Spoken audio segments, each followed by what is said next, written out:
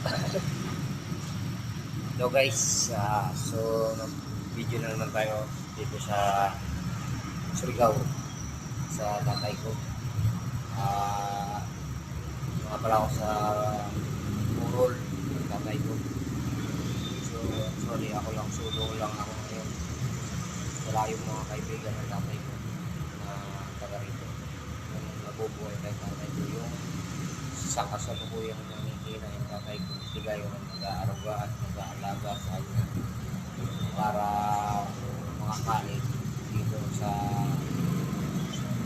Surigao City. Guys, tingnan nyo guys, dito tatay ko nga pala yan. Yan. Dito guys. So ilapit natin. Sa nga pala guys, pasensya na kayo kay yung cellphone ko napagsak, sira yung likod na camera niya, kaya itong nalang na front camera tayo ngayon.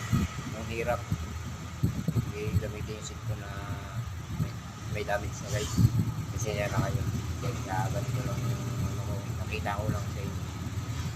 At yun guys, patay ko yun guys, Pedro Calima, ito siya.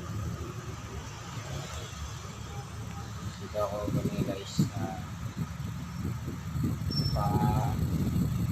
share and follow, like, para mas lalo pa tayong makapalawig ng ating vlog, pagbablog guys. Kaso marami ako nga palang naging ngayon dito, naging follower dito sa Surigao City. At yung number 1 na yun din yung mga kaibigan ng tatay ko dito na tumulong sa kanya guys. I-share nila, follow, like, at pag-subscribe.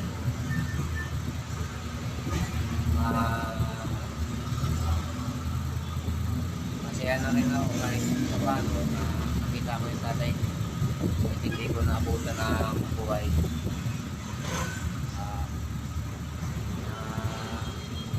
Nakaano na rin ako, medyo gumanggaan yung paramdam ko nakating ako dito sa Surigao sa tulong ng BHWD at DSWD dito ng Caraga, coordinate sa DSWD ng Palawan. Sila po yung gumastos ng pamasahe ko dito sa Surigao City. Kay Ma'am Jessica, maraming salamat po.